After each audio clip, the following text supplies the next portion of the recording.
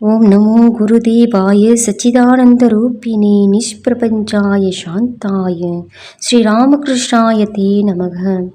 ஜனனீம் சாரதாம் தேவீம் ராமகிருஷ்ணம் ஜெகத்குரும் பாதபத்மே thio ஸ்ருத்வா பிரணமாமி முகூர்முகு. நாம் சென்ற வாரம் பார்த்தோம், அன்னையும் அவரது மகனும் என்ற தலைப்பில் அன்னையும் சுவாமி விவேகானந்தரை பற்றி பார்த்தோம். இந்த முறை நாம் பார்க்க இருப்பது அன்னையும் அவருடைய மகனான சுவாமி சாரதானந்த மகாராஜை பற்றி நாம் பார்க்க போகிறோம். மகாராஜ் எழுதுகிறார், யதாக்னேர் தாகிகா சக்தி ராமகிருஷ்ணே ஸ்திதாகியா சர்வ வித்யா ஸ்வரூபாம் தாம் சாரதாம் பிரணமாம் யகம். தீயில் வெண்மை உறைவது போல் ராமகிருஷ்ணரில் உறைபவளும் அனைத்து அறிவு வடிவலும் ஆகிய சாரதை தாயை நான் வணங்குகின்றேன் என்று சுவாமி சாரதானந்த மகாராஜ் எழுதுகின்றார். இதிலிருந்தே நம்மளுக்கு தெரியுது மகாராஜ் அவர்கள் அன்னையிடம் எவ்வளவு பக்தி வைத்திருந்தார் என்பது. அன்னைக்கு சேவை செய்வது என்பது குரு மகாராஜுக்கு சேவை செய்வதை விட கடினமானது. ஏனென்றால் அன்னைக்கு சேவை செய்வதை பொறுத்தவரை ஒன்றுமில்லை. ஆனால் அவரை சுற்றியிருந்த உறவினர்கள் இருக்கின்றார்கள் அல்லவா, அந்த உறவினர்களுக்கு சேவை செய்வது தான் பெரிய கஷ்டமாக. அரை பைத்தியம் முக்கால் பைத்தியம்னு சொல்லிட்டு அம்மாவை சுற்றி எப்பொழுதுமே ஒரு கூட்டம் இருந்துகிட்டே இருக்குமா. அதனால் அன்னைக்கு சேவை செய்வது என்பது ரொம்ப ஈஸியான காரியம் இல்லை.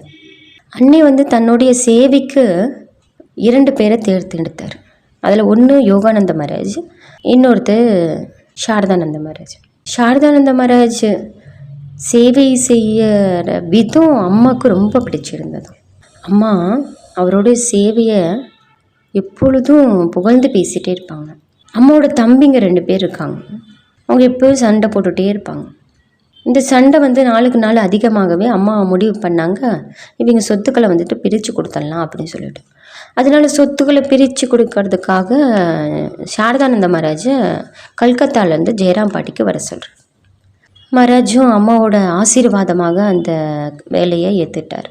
மகாராஜ் ஜெயராம்பட்டிக்கு வந்த உடனே சொத்து பிரிக்கிற வேலையை ஆரம்பிக்கலை. அவங்களோட தம்பிங்களோட பேசி அவங்களோட மனப்போக்கு எந்த மாதிரி இருக்குது அப்படின்னு பார்த்துட்டு அதுக்கப்புறம் தான் அவர் சொத்து பிரிக்கிற வேலையை ஏற்பாடு பண்ணார். அந்த சொத்து பிரிக்கும் போதும் நிறைய சண்டை மூண்டது. அவர் எந்த ஒரு பிரச்சனையும் இல்லாத சொத்துக்களை எல்லாரும் ஏற்றுக்கிற மாதிரி சொத்துக்களை பிரித்து கொடுத்தார். இந்த நிலையிலையும் அம்மாவோட நிலையை பார்த்துட்டு மகாராஜுக்கு ரொம்ப ஒரு ஆச்சரியமாக இருந்தது. அவர் சொல்கிறாரு, இவங்களோட தம்பிங்க என்ன மாதிரி பிரச்சனை பண்ணுறாங்க, ஆனால் அம்மாவை பாரு எந்த ஒரு பதட்டமும் இல்லாத எவ்வளோ ஒரு அமைதியாக இருக்காங்க என்று மகாராஜ் சொல்கிறார். அம்மாட்ட கேட்குறாங்க, அம்மா இப்போ நீங்கள் எங்கம்மா தங்க போகிறீங்க அப்படி சொல்லிட்டு கேட்குறாங்க. அதுக்கு அம்மா சொல்கிறாங்க, குருமராஜ் சொல்லுவார், எலிகள் தோண்டிய வலையில் பாம்புகள் போய் வாழும், நானும் அந்த மாதிரி தம்பிகளோட வீட்டில் மாறி மாறி வாழ்ந்துக்கிறேன் அப்படி சொல்லிட்டு சொல்கிறார். அம்மாவுக்குன்னு ஒரு சொந்தமாக வீடு இல்லைன்னு சொல்லிட்டு மகாராஜ் ரொம்ப கவலைப்பட்டார். அதனால் அம்மாவுக்குன்னு ஒரு வீடு கட்டணும்னு சொல்லிட்டு கடன் வாங்கி மகாராஜ் கல்கத்தாவில் ஒரு வீடு கட்டினார். அந்த வீட்டோட பேர் உத்போதன் அல்லது அன்னையின் வீடு அப்படி சொல்லுவாங்க. அம்மா அந்த வீட்டில் தான் தங்கியிருந்தாங்க. எப்பெல்லாம் கல்கத்தாவுக்கு போவாங்களோ அப்போல்லாம் அம்மா அங்கே தான் தங்கியிருப்பாங்க. அம்மா அதை பற்றி சொல்கிறாங்க, சரத்து இருக்கும் வரை தான் நான் இந்த உத்போதலில் தங்குவேன், அவன் தான் என்னோடய பொறுப்புக்களை எல்லாத்தையும் ஏற்றுக்குவான், அவன் என்னுடைய சுமிதாங்கி அப்படின்னு சொல்லிட்டு அம்மா சொல்கிறாங்க. சரத்து இருக்கும் வரைக்கும் எனக்கு எந்த ஒரு பிரச்சனையும் இல்லை, எந்த ஒரு சிரமமும் இல்லை, என்னுடைய பொறுப்புகள் எல்லாராலையும் தாங்க முடியாது, இது சரத்தால் மட்டும்தான் முடியும் அப்படின்னு சொல்லிட்டு அம்மா சொல்கிறாங்க. அம்மா மகாராஜ் கல்கத்தாவில் இல்லைன்னா அங்கே போகிறத பற்றி நினச்சே என்னால் பார்க்க முடியாது அப்படி சொல்கிறாங்க. மகாராஜ் எங்கேயாவது வெளியூர் போவதாக இருந்தால் அப்போ அம்மா சொல்கிறாங்க, சரத் கொஞ்சம் பொறுமகனே, நான் இங்கேருந்து போனதுக்கப்புறம் நீ எங்கே வேணாலும் போ அப்படின்னு அம்மா சொல்கிறாங்க. சரத் மகாராஜ் அம்மாவை சந்தோஷப்படுத்துவதற்காக சில சமயங்களில் பாட்டும் நிறைய பாடுவார். மகாராஜ் சொல்லுவார், நான் அம்மாவோட வீட்டு வாசல் காவலன் அப்படின்னு சொல்லிட்டு எப்பயுமே சொல்லிக்கு வரோம். உத்போதனில் அம்மா மேல் மாடியில் தங்குவாங்க. கீழே மாடிக்கு போகிற வழியில் ஒரு அறை உள்ளது. அங்கே சாரதானந்த மகாராஜ் தங்குவார். அங்கே இருந்துக்கிட்டே பக்தர்கள் யார் வராங்க போகிறாங்க அப்படிங்கிறதெல்லாம் வந்துட்டு கவனிச்சுப்பார். ஒரு நாள் அப்படியே ஒரு பக்தர் அம்மாவை பார்க்கறதுக்காக வரார். இப்போ மணி 3 மணி இருக்கும், மதிய வேலை, ரொம்ப வெயில் வேறு. அப்போது அம்மா ஒரு பக்தர் வீட்டுக்கு போயிட்டு அப்போ தான் வந்திருந்தார். அம்மா களைப்பு நீங்கள் கொஞ்ச நேரம் ஓய்வு எடுத்திருந்தாங்க. அந்த பக்தரை வந்துட்டு நான் இப்போவே அம்மாவை பார்க்கணும் அப்படின்னு சொல்லிட்டு சாரதானந்த மகாராஜ் சொல்கிறார். அப்பா இப்போ தான் அம்மா வெளியில் போயிட்டு வந்திருக்காங்க, நீ கொஞ்சம் அப்புறமேல வா அப்படின்னு மகாராஜ் சொல்கிறாரு. ஆனால் அதை வந்துட்டு அந்த பக்தர் கேட்க மாட்டேன்றார். நீங்கள் என்ன உங்களுக்கு மட்டும்தான் அம்மாவா சாரதா அம்மா, எங்களுக்கு எல்லாத்துக்கும் தான் அம்மான்னு சொல்லிட்டு அவரை பிடிச்சி தள்ளி விட்டுட்டு அவர் மேலே ஓடி போயிடுறார். மேலே போனதுக்கு அப்புறம் அம்மாவை பார்த்து இந்த மாதிரி சொல்கிறாரு, அம்மா நான் உங்களை பார்க்குறதுக்கு மகாராஜ் என்னை விடலை, அவரை தள்ளி விட்டு நான் வந்துட்டேன் அப்படி சொல்லிட்டு. அப்போ அம்மா சொல்கிறாங்க, சரிப்பா ஒன்றும் இல்லை, நீ போகும்போது அவர்கிட்ட மன்னிப்பு கேட்டுரு அப்படின்னு சொல்லிட்டு அவரோட பேசி அந்த பக்தரை அனுப்பி வைக்கிறாங்க. அந்த பக்தர் கீழே வந்து பார்த்தா அதே இடத்துல மகாராஜ் இருக்கார். அவர் போய் அந்த பக்தர் போய் மகாராஜிட்ட, மகாராஜ் என்னை மன்னிச்சிருங்க மகாராஜ் அப்படி சொல்கிறார். அதுக்கு மகாராஜ் அவரை கட்டி பிடித்து கொண்டு சொல்கிறார், அப்பா அம்மாவை பார்க்குறதுக்காக இந்த மாதிரி ஒரு ஏக்கம் இல்லைன்னா பார்க்க முடியாதுப்பா, இந்த மாதிரி ஒரு ஏக்கம் இருந்தால் தான் அம்மா வந்து பார்க்க முடியும், நீ என்னை தள்ளி விட்டதை பற்றி கவலைப்படாத அப்படின்னு சொல்லி சொன்னார். அந்த பக்தரோட கண்களில் வந்துட்டு கண்ணீர் வந்ததான் மகாராஜோட பேச்சு கேட்டதுக்கப்புறம். அதே மாதிரியே இன்னொரு பக்தரை வந்துட்டு அம்மா கிட்ட தீட்சை வாங்கணும், மந்திர தீட்சை வாங்கணும்னு சொல்லிட்டு வர்றாரு. அப்போ அம்மாவுக்கு உடல்நிலை சரியில்லை. அம்மா சொல்கிறாங்க, அப்போ நீ கொஞ்சம் நாளைக்கு அப்புறம் வா, அதுக்கப்புறம் நான் உனக்கு தீட்சை கொடுக்குறேன்னு சொல்கிறாங்க. ஆனால் அந்த பக்தர் கேட்க மாட்டேன்றாரு, ஒரே பிடிவாதமாக இருக்கார். அம்மா நீங்கள் தான் எனக்கு தீட்சை கொடுக்கணும் அப்படி இப்படின்னு. அப்போது அம்மா சொல்கிறாங்க, நீ போய் சாரதானந்திட்ட போய் பேசு, அவன் என்னோட மணி மகுடம், போய் சாரதானந்த மகாராஜிட்ட போய் பேசு அப்படி சொல்லுவாங்க. எனக்குலாம் அந்த மாதிரி யாரையும் தெரியாது, எனக்கு உங்களை தான் தெரியும், நீங்கள் தான் எனக்கு தீட்சை கொடுக்கணும் அப்படின்னு சொல்கிறேன். எப்படியோ அம்மா பேசி அவரை சாரதானந்த மகாராஜிட்ட அனுப்பி விட்டார்.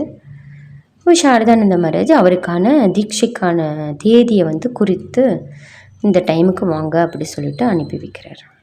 இந்த மாதிரி நம்ம பல சம்பவங்களை வந்துட்டு சாரதானந்த மகாராஜ் வாழ்க்கையில் நம்ம பார்க்கலாம். இன்னொரு நாள் ஒரு பக்தர், அதாவது ஒரு சீடர், அம்மாவோட சீடர் வந்துட்டு மகாராஜை வந்து சாஷ்டாங்கமாக நமஸ்காரம் பண்ணுறாரு. அப்போ மகாராஜ் கேட்குறாரு, என்னப்பா இவ்வளோ பெரிய வணக்கம்லாம் எதுக்கு, என்ன விசேஷம் என்று கேட்குறாரு. அந்த சீடர் சொல்கிறாரு, சுவாமி உங்களை வணங்காத வேறு யாரை வணங்குறது மகாராஜ் அப்படி சொல்லி கேட்குறாரு. அதுக்கு மகாராஜ் சொல்கிறாரு, நீ யாரை வணங்கி கொண்டு வருகின்றாயோ அந்த அன்னையின் கருணையை எதிர்பார்த்தே நான் இங்கு அமர்ந்துள்ளேன். அம்மா விரும்பினா இந்த கணமே என்ன இடமாற்றி உன்னை இங்கே உட்கார வைக்க முடியும் அப்படின்னு சொல்லிட்டு சொல்கிறார். சாரதானந்த மகாராஜ் அன்னையை வணங்கும்போது அது ஒரு காண முடியாத அற்புத காட்சியாம். அன்னையின் முன்பு சுவாமி சாரதானந்த மகாராஜ் அப்படியே உள்ள உருகி போய் தரையில் விழுந்து வணங்குவாராம். அப்படி வணங்கும்போது தன்னுடைய உடல் பொருள் ஆவி அனைத்தையும் வந்துட்டு அன்னையோட காலடியில் சமர்ப்பிப்பார் என்று அவர் வணங்கும்போது யாரெல்லாம் பார்த்தாங்களோ எல்லாரும் சொல்கிறாங்க. ஒரு நாள் ஒரு பக்தர் சாரதானந்த மகாராஜிட்ட கேட்குறார், மகாராஜ் ராமகிருஷ்ணன் வந்துட்டு அவதார புருஷன்னு ஒத்துக்கலாம், ஆனால் எப்படி அம்மாவை அப்படி ஒத்துக்க முடியும் அப்படி சொல்லி கேட்குறாரு.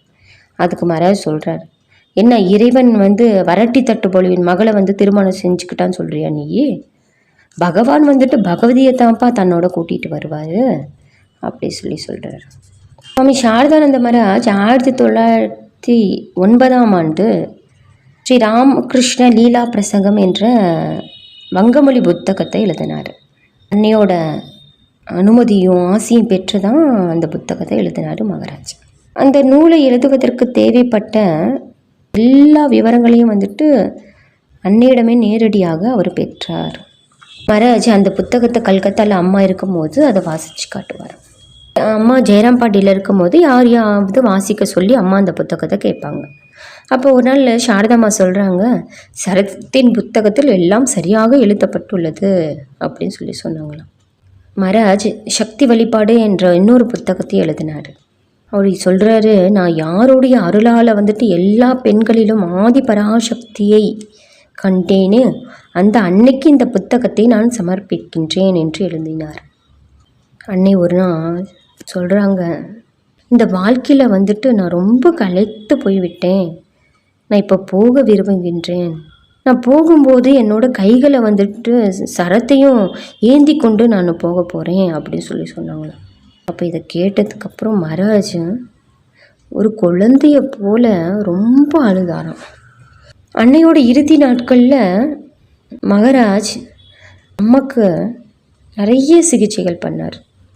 ஹோமியோபதி, ஆயுர்வேதம், ஆங்கில மருத்துவம்னு சொல்லிட்டு நிறைய சிகிச்சைகள் பண்ணார். அப்போது இந்த சிகிச்சை எத்தனை சிகிச்சை கொடுத்தாலும் அம்மாவுக்கு காய்ச்சல் வந்துட்டு குறையவே மாட்டேங்குது. இது அதிகமாகி கொண்டே போகின்றது. இதனால் அம்மா ஒரு சின்ன குழந்தைய மாதிரி அவங்களோட இயல்பு வந்துட்டு மாறிவிட்டது. அவங்களுக்கு சேவை செய்வதற்கு சரளாங்கிற பெண்ணை வந்து அனுமதித்தாங்க. அம்மா ஒரு குழந்தைய மாதிரி சாப்பிடவே மறுத்துக்கிட்டே இருந்தாங்க. நான் என்னை கங்கைக்கு கூட்டிகிட்டு போங்க, கங்கைக்கு கூட்டிகிட்டு போங்க சொல்லுவாங்களே. இப்போ யாராவது சரிம்மா நான் உங்களுக்கு கங்கைக்கு கூட்டிகிட்டு போகிறேன் அப்படி சொன்னால் தான் சாப்பிடுவாங்க. ரொம்ப அடைபிடிச்சாங்களா, நாங்கள் இப்போ கீழே சாரதானந்த மகாராஜ் இருக்கார், அவரை கூப்பிட்றேன் அப்படி சொல்லுவாங்க. அப்போ சொல்லுவாங்க, அம்மா ஏன் என்னோடய பையனை நீங்கள் எல்லாம் தொந்தரவு பண்ணுறீங்க, நான் சாப்பிட்றேன் அப்படி சொல்லிட்டு சாப்பிடுவாங்க. ஒரு நாள் என்ன ஆகிடுது, அம்மா ரொம்ப சொல்லியும் யார் சொல்லியும் சாப்பிடவே மாட்டேன்றாங்க. அப்போ சரளாதேவி சொல்கிறாங்க, அம்மா நீங்கள் இப்போ சாப்பிட்லன்னா நான் சாரதானந்த மகாராஜை கூப்பிட போகிறேன் அப்படி சொல்கிறாங்க. அம்மா சொல்கிறாங்க, நீ கூப்பிட, நீ இன்றைக்கி நான் யார் சொன்னாலும் கேட்க மாட்டேன், நான் சாப்பிட மாட்டேன், எனக்கு வேண்டாம், நீ எப்போ பார்த்தாலும் சாப்பிடுன்னு சொல்கிற, அப்புறமேல அந்த வெப்பமானி அப்படின்னு சொல்கிறதுக்கு அம்மா சொல்லுவாங்களா, அந்த குச்சியை எடுத்து என்னோட அங்குலியில் வச்சு எடுக்கிறேன், நான் சாப்பிட மாட்டேன் அப்படி சொன்னாங்க. எந்த ஒரு இதுவும் இல்லாத சரளாதேவி சாரதானந்த மகாராஜை கூப்பிட்றாங்க. மகாராஜும் மேலே வந்தார். மேலே வந்து அம்மா கிட்ட சொல்கிறாங்க, அம்மா இவ்வளோ நேரம் ஆயிடுத்து இல்லையா, கொஞ்சம் எடுத்துக்கோங்கம்மா, சாப்பிடுங்கம்மா அப்படின்னு சொல்லி ரொம்ப அன்பாக கேட்டார். சரி அப்படின்னு சொல்லி அம்மா தலையாட்டினாங்களாம்.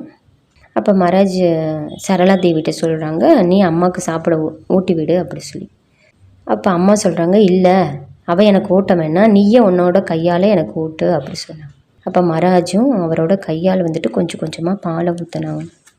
அம்மாவும் கொஞ்சம் பால் சாப்பிட்டதுக்கப்புறம், அம்மா இதுக்கப்புறம் போதும், நீங்கள் கொஞ்சம் நேரம் ஓய்வெடுங்க, அப்புறமேலு சாப்பிட்லாம் அப்படின்னு மகாராஜ் சொன்னார். அதை கேட்டது அம்மாவுக்கு ஒரே சந்தோஷம். பாரு, என்னோட மகன் எவ்வளோ அன்பாக பேசுகிறான், உங்களுக்கெல்லாம் இந்த மாதிரி ஏன் பேச தெரியல அப்படின்னு சொல்லிட்டு அம்மா மற்றவங்கள கேட்டாங்க. இந்த சம்பத்தை நினச்சி மகாராஜ் கண்களில் கண்ணீர் பெருக சொல்கிறார். அம்மா என்னுடைய எவ்வளவோ வருடங்களாக எனக்கு ஒரு விருப்பம் இருந்தது, நான் அம்மாவுக்கு நேரடியாக சேவை செய்ய வேண்டும் அப்படின்னு சொல்லிட்டு அதை வந்துட்டு அம்மா இன்றைக்கி நிறைவேற்றிட்டாங்க. ஏன்னா அன்னை ஆதிபராசக்தி அல்லவா, எல்லாருடைய இதயங்களின் ஆசைகளையும் அவரை நிறைவேற்ற வைக்கிறவர். மகாராஜோட இந்த சின்ன ஆசையை வந்துட்டு அம்மா நிறைவேற்றி வைத்தாங்க அப்படிங்கிறத நம்ம பார்க்கலாம். அந்த சரளாங்கிறவங்க அம்மாவுக்கு சேவை செய்தவர்கள் தான் பின்னாடி வந்துட்டு நம்ம சாரதா மடம் மற்றும் மிஷனில் வந்துட்டு முதல் தலைவியாக ஆனாங்க. பிரபராஜிகா பாரதி பிராணா மாதாஜி என்ற பெயரில் வந்துட்டு அவங்க தான் முதல் தலைவி ஆனாங்க. ஒரு நாள் அம்மா அவரோட கடைசி நாளில் சொல்கிறாங்க, அவருக்கு சேவை செய்து வந்த சுவாமி பரமேஸ்வரானந்த மகாராஜிட்ட சொல்கிறாங்க, மகனே நான் இந்த உலகத்தை விட்டு நீங்கிய பிறகும் குருதேவருடைய பக்தர்கள் வந்துட்டு ஏராளமான பேர் இங்கே வருவாங்க, அவங்களுக்கு வேண்டிய வசதிகளை வந்துட்டு செய்து கொடுக்க வேணும், இங்கே வந்துட்டு ஒரு கோயில் கட்ட வேண்டும் அப்படின்னு சொல்லிட்டு அம்மா சொன்னாங்களாம். அதை சாரதானந்த மகாராஜ் நிறைவேற்றி வைத்தார். எப்படி என்றால், வேறொரு மடத்தில் அம்மா திருமேனி நிறைவூட்டப்பட்ட இடத்துல மகாராஜோட மேற்பார்வையிலே வந்துட்டு ஒரு அழகான கோயில் கட்டப்பட்டது. அது 1921 டிசம்பர் 21 அந்த கோயில் கட்டப்பட்டது. அம்மாவோட ஜென்ம பூமியில் ஜெயராம்பாடியிலும் மகாராஜ் ஒரு கோயில் கட்டினாங்க அம்மாக்காக. மகாராஜ் அன்னையின் சேவையில் தன்னோட வாழ்நாள் முழுதும் வந்துட்டு அன்னையோட சேவையிலேயே வந்துட்டு கழித்தார் என்பதை நம்ம தெரிஞ்சுக்கலாம். அவர் தன்னோட இறுதி நாட்களிலும் கூட நான் அன்னையின் வீட்டு வாசற் காவலன் என்று கூறி மிகவும் ஆனந்தம் அடைவார். இவ்வளவு நேரம் நாம் சுவாமி சாரதானந்த மகாராஜை பற்றி நம்மளால் கொஞ்சம் சிந்திக்க முடிந்தது நம்மளுக்கு கிடைத்த மிகப்பெரிய பாக்கியம். ஓம் சாரதாய பதாப்ஜே வை நித்யம் யோ பிரமதாயத்தே நமோஸ்து சாரதானந்த சுவாமினே ஞானதாயினே. அன்னை ஸ்ரீ சாரதியின் பாத தாமரைகளில் தேனியைப் போன்று எப்போதும் உறைபவரும் ஞானத்தை அருள்பவருமான சாரதானந்த சுவாமிகளை நமஸ்கரிக்கின்றேன். கருங்குழல் அவிழ்ந்து தொங்கும், கண்களில் கருணை பொங்கும், அருங்குண நாணம் ஓங்கும், ஆடையும் தலைமேல் வாங்கும், கரங்களில் வளையல் தங்கும், கற்பினுக்கரசி பூவின் சரங்கொடு காமன் தீண்டா சாரதா அன்னை வாழ்க. ஓம் சாந்தி சாந்தி சாந்திஹி. ஹரிஹி ஓம் தத்சத். ஜெய் மா.